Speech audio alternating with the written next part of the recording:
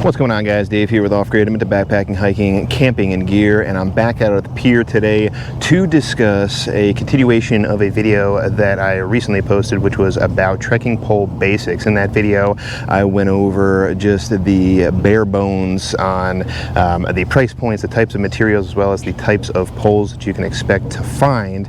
But this is going to be a continuation of that. I'm going to be talking a little bit more about the pro tips on how to use your poles, not only when you're out in the field, but also when you're at camp. So before we even get to the different uses that you can use these things for on trail, let's talk about the different uses when you're at or around camp. First use that you can use the trekking poles for is as the backing of your chair. There's a company called Trek Chair that is doing just that, so that you can minimize the overall weight in your pack by reusing your trekking poles. The next use for a trekking pole would be to roll out your sore muscles. So your larger muscle groups here, think about your quads, your hammies underneath right here, as well as your calves. It's a really good rollout option to get into and dig into those sore muscle groups. And obviously another main use for trekking poles that a lot of backpackers use them for is as the main structure for your non-freestanding tent. Non-freestanding tents don't have the traditional pole structure, so you have to use something else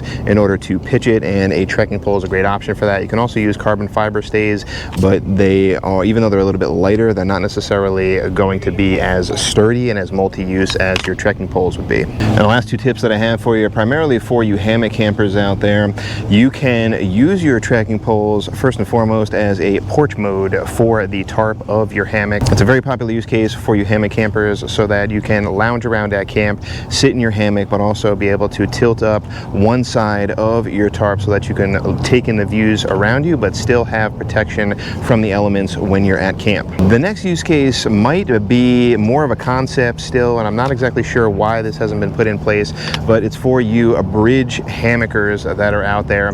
There are, and if you're not familiar with a bridge hammock, basically what it is you put these poles on the head end and foot end of your hammock so that you can space it out a little bit more, so that the hammock doesn't kind of come around you and make you a little bit more claustrophobic. And now I don't know if any company is currently utilizing trekking poles in order to do that, but they definitely should, because that would be an excellent use case for it. And then the last tip for at or around camp that I have for you, which kind of comes back around to the use case for the tarp mode for you hammock campers, would be for specific styles of tents that have a door that can also come up into more of a porch mode. I believe some of the Big Agnes tents utilize this feature, in that you can unzip the door in such a way that you can flare out the door so that it kind of comes up sort of like that porch mode in a hammock, and then you can put both trekking poles into the ground and have a little bit more of a covering for the entryway to your tent. All right, that's going to wrap up all the tips that I have for you when you are at or around camp. Now let's talk about the primary use case for these things, which is helping you when you're out on trail. The first thing I'm going to show you how to do is to set up and how to use them properly as far as the overall height goes. So you're going to see these different notches here at the bottom of your pole. For usually it's for centimeters, these different notches, but some of them also put them in inches as well.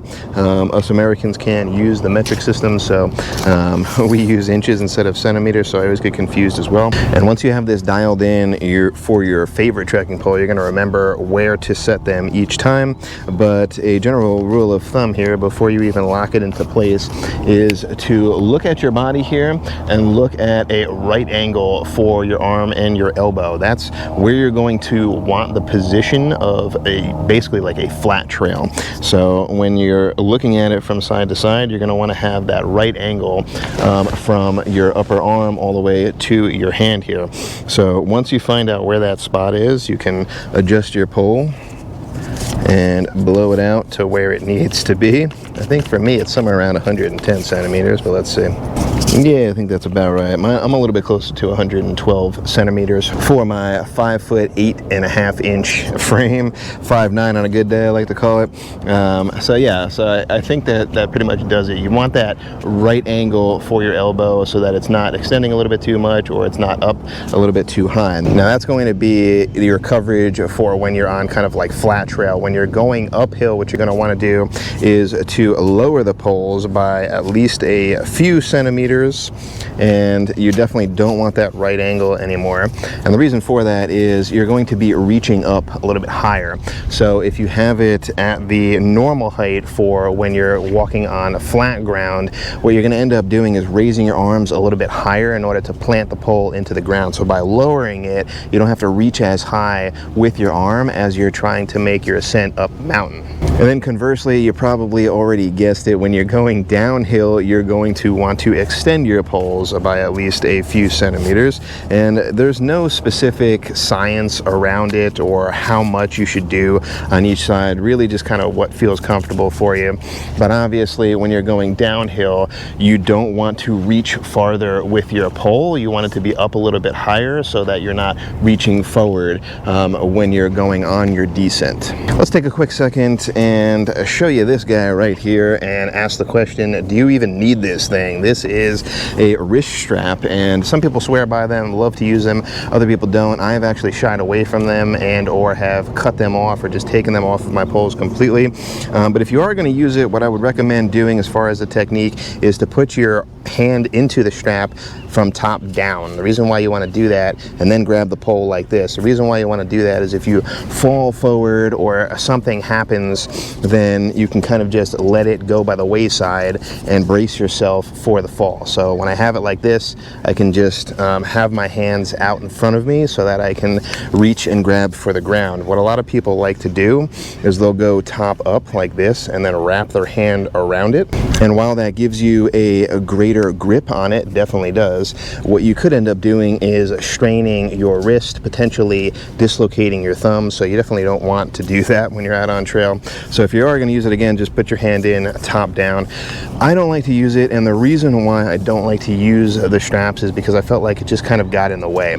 So I would only really recommend using the straps on a trekking pole if you're kind of prone to stumbling, slipping, or just having the poles kind of fly out of your hands. That definitely happens to me sometimes, but it's not really the norm for me right now, so I don't really have a need to get a really firm grip and always have the poles attached to my person. Okay, the next tip is in regards to the overall way that you strike the ground.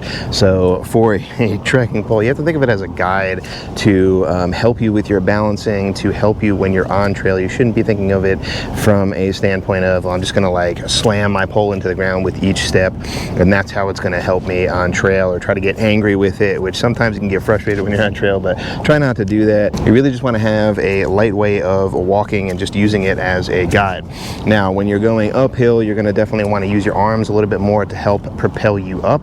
And then when you're going downhill, a pro tip for that would be to reach forward a little bit to use it as a brake, so that you are saving your quads, your hammies, your knees, your feet from all of the constant pounding. So obviously a good use case for trekking poles would be for all those perilous stream crossings, so that you don't dunk yourself in the water like an idiot like I did.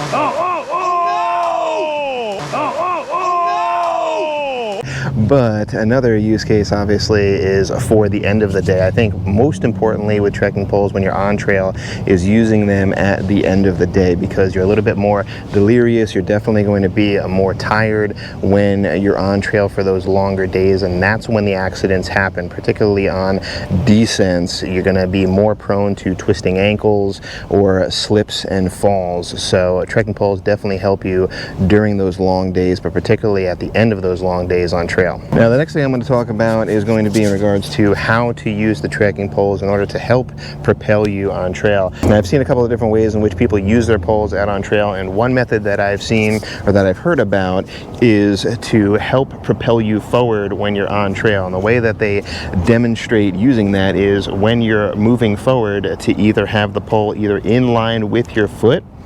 Let me back up here to kind of show you a little bit more. In line with your foot right here, or to have it slightly behind you, so that when you're planting it into the ground, you're just kind of helping it to push you forward. I would actually disagree with this method, and I'm not a fan of that, just for the simple fact that it doesn't really help you in case you stumble and fall. If you think about it, if it is in line with your foot or slightly behind and you stumble, you don't have enough time to pick up that pole and get it out in front of you to help grab your balance balance so that you prevent a fall. So with using poles out on trail, I really just say do whatever makes you feel comfortable. The only thing that I would also throw in here is probably not to throw out and flare out your pole a little bit too far forward, or you know, to try and do it like, you know, you're a bougie dude with a monocle and just kind of like flipping it out like this. Obviously use it with purpose, but I would say don't put it too far out in front of you, because then you're going to be reaching too far, or you're going to just have unnecessary strikes that aren't going to really help you when you're on trail.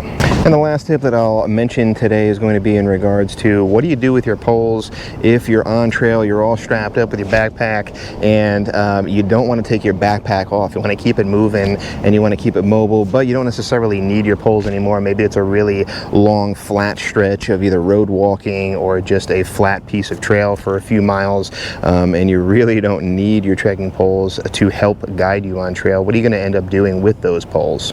And back in the day, there was one maker in particular called Osprey who had the Stow and Go trekking pole option, which is basically just a couple of bungee cords that they had at the bottom of your shoulder strap here and then towards the back of your hip belt pocket, and what you would end up doing was just threading it through there and then just tightening down a little cinch strap.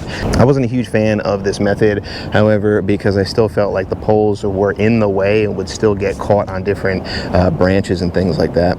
So instead, and as an alternative, I would recommend, and let me get closer to you guys here to show you, it is by the name of Stick Stashers. Actually, I don't know if that's the name of the company, but that's the name of the product here. And basically what it is it's just a magnet that goes around your pole here, and you put the other magnet on your strap somewhere on your backpack, and it definitely takes a little bit of finagling. It's not perfect, but it enables you to quickly just find the magnet on the back end and then just let it dangle down behind you. That, I think, so far has been the easiest method for me to kind of get the poles out of the way. Big pro tip on that one there, and probably with the Stow and Go as well, whether you're using an Osprey pack or just putting on a couple of shock cords yourself, would be to telescope your pole down. Doesn't really work for those Z poles and those collapsible folks, sorry guys, but for the rest of us who like to use these telescoping poles here, pro tip: collapse it down so that it is farther out of the way, whichever method that you end up using. I tried to use this when it was fully extended, and I found out that it was still kind of either I was kicking it with my foot when it was on the magnet off to the back end here, or it was just a little bit more cumbersome. It would still get snagged on things and things of that nature. So I would definitely recommend telescoping it down and then flipping it onto the back here and then just letting it dangle. That I found to be the easiest way to get your poles out of range, but still within range if you need to quickly grab them again and then use them for your next stretch on trail. Okay, got my backpack strapped on here because I thought of one more thing that I could mention here, and it is one that I found actually on Dixie's channel that she had mentioned recently. I actually didn't even think that this could happen, but if you plan on stowing your poles just underneath your arms, to not have the poles go up this way and have it underneath your arm this way. She had mentioned that if you're going along on trail and you stumble and fall, the pole could actually jut out and then you could land on the tip, sort of like impaling yourself. So I have never held my poles that way. I definitely wouldn't recommend that. But even though you think that the pole and the tip end is out of the danger zone there, it actually can be a detriment to you. So that's it, guys. That's going to do it for more of my pro tips on using trekking poles out in the field and at camp. There may be more videos on this coming in the future. I'm not sure. There always seems to be new uses for trekking poles. It's definitely one of the most crucial pieces of gear that I highly recommend everybody pick up if they're not using on trail. There is this common misconception of, well, I don't need to use poles. I'm on, you know, when I'm on trail, I'm young or I'm fit or I want to maintain my own balance.